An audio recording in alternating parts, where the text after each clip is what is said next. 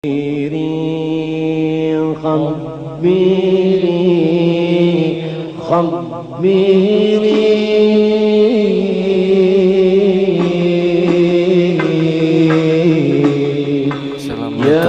warahmatullahi wabarakatuh.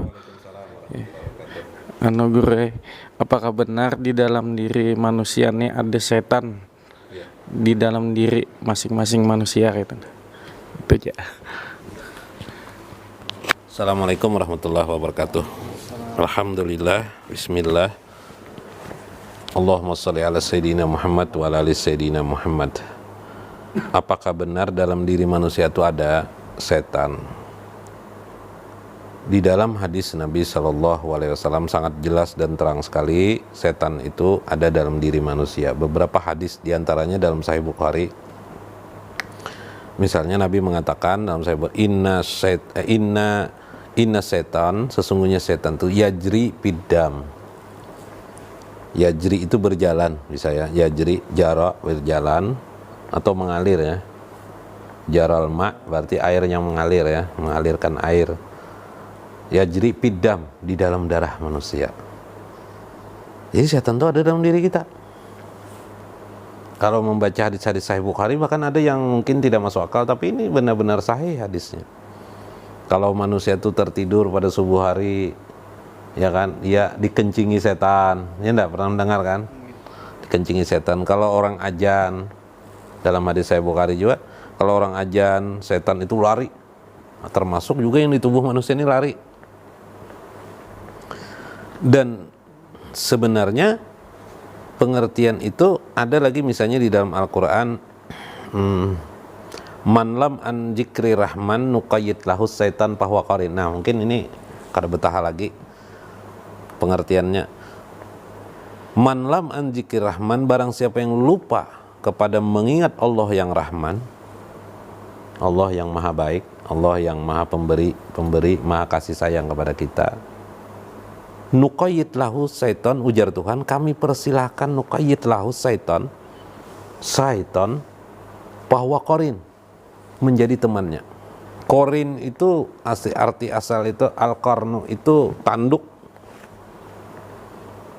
Jadi tanduk itu kan kalau binatang selalu mengikuti orang.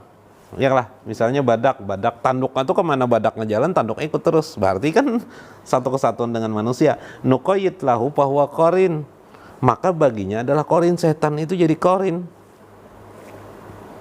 Qarin itu seperti tanduk kan pada diri manusia. Jadi setan kemana kita jalan, setan ikut terus kemanapun juga. Makanya kalau orang mau junub disuruh Nabi membaca Allahumma jadi bis syaitan, Allahumma jani bis syaitan. Ya kan?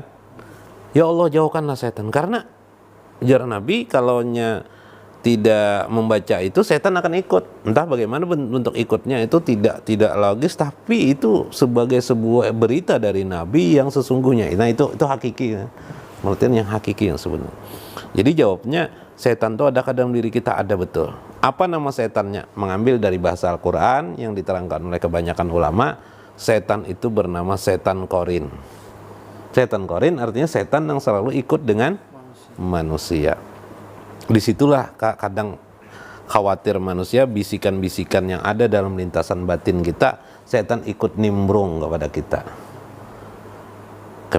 Aku kepingin ingin ke diskotek misalnya, pikiran kita mau ke diskotek, setan mengetahui sudah, lalu setan datang, apabila lagi ke sana, panggil si anu mau tuh ke sana. Nah itu setan tuh.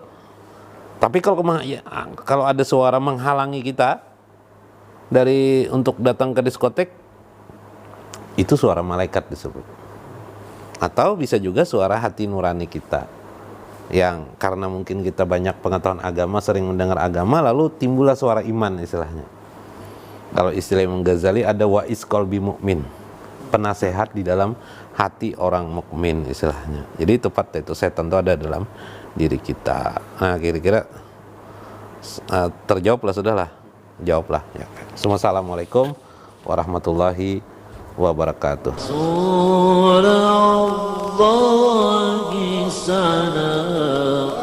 عليك يا رفيع الشان يا رفيع الشان يا رفيع